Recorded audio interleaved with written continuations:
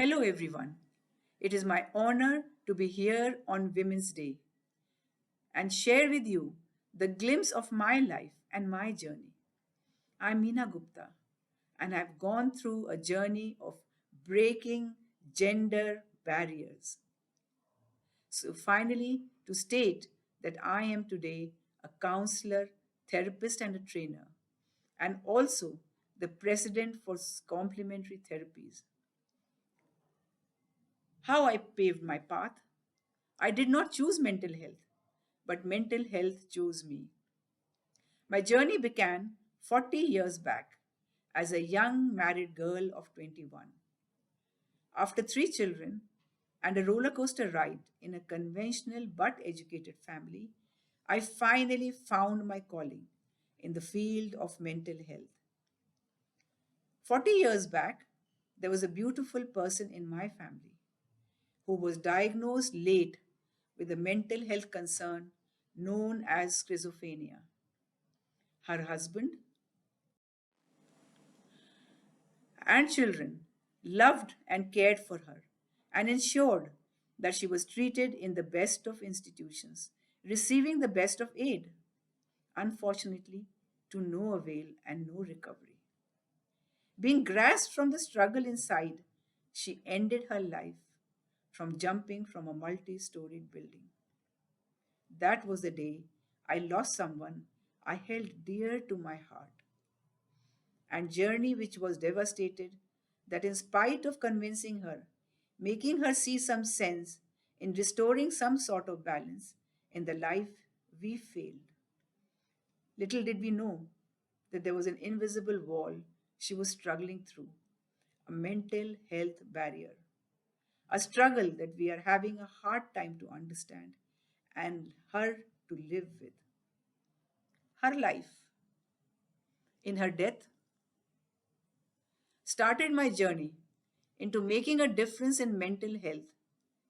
This devastation strengthened my commitment, and I was led to the world of the Samaritans, who trained, sensitized me into this journey. I worked for 21 years in the capacity of a counselor and a trainer and a director in the Suicide Prevention Center in Delhi, known as Sumetri.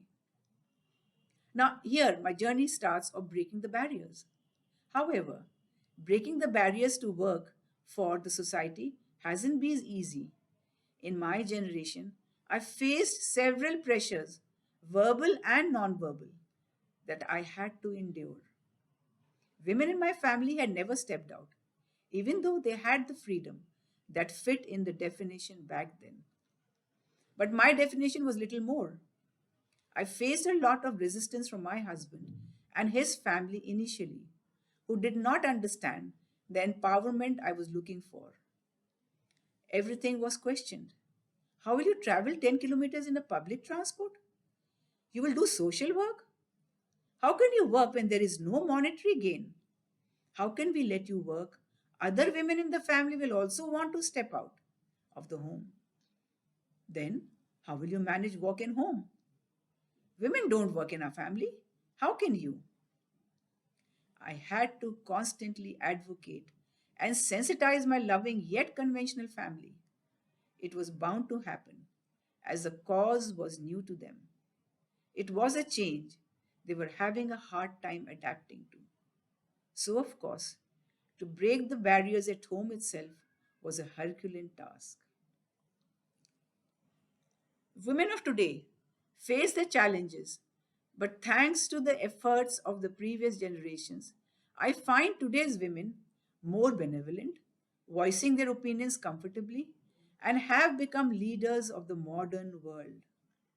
This was possible only because of trailblazers of yesteryears who fought through many restrictions. As a homemaker with limited decision making freedom, I was strong, near stubborn, deeply inflexible, in ensuring that my daughters are brought in an environment of empowerment, high education, and the ability to take their own decisions with equal choice and freedom. This has not been very easy, but has been deeply gratifying. The same passion and purpose led my determination to make a difference in mental health. In time, my husband recognized and appreciated my desire to reach out to people who are facing mental health crisis similar to what we encountered in our homes, costing us the life of a loved one. And then his support, and then with his support, my journey took a new turn. Stepping out into a world, to say simply, as I opened myself to the world, the doors of the world opened to me. From the trauma in my family to deeply studying various non invasive therapies, all these paths led me to my gurus, and I had many. This combined with the support of my family accelerated my stepping out into the new world. My late husband, who had then resisted my working for the cause, was instrumental in starting my new life. He helped me establish my trust, a society for complementary therapies, a not for profit mental health and healing center. It is with his inspiration and guidance that I now take this moment forward, reaching to individuals who are struggling within. He left the baton to me, and very happily so, I must say. I feel that my life is finally fulfilled. My best reward till today is when I see a smile on the face of the one that is suffering, fought resistance, cultivated resilience to live and experience life in its joyful element. Having figures in life who help us grow, motivate us, inspires us is essential. But it is also true that life sometimes you have to do that figure.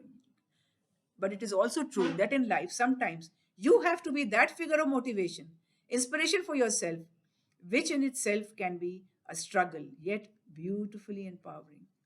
So, to all the women out there, I urge you to take the first step. Get out of your shell, break the glass ceiling, that is, the gender barriers often inflicted upon us.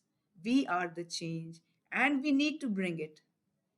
On 8th of March, today, International Women's Day, I appeal to the society to embrace life of freedom, pledge to address mental health in all its forms, and remove any stigma, recognizing, accepting, enduring, educating, taking positive actions to resolve it. Finally, I would like to emphasize to achieve your passions, there are three prerequisites. First is the desire to get out of your comfort zone. Second, the willingness to explore and try your hand at things that may lead you down the path. And lastly, seeking role models who motivate us, help us to cultivate the strength that lies within us. So, friends, the challenge ahead of you is never greater than the strength that lies within you. Thank you.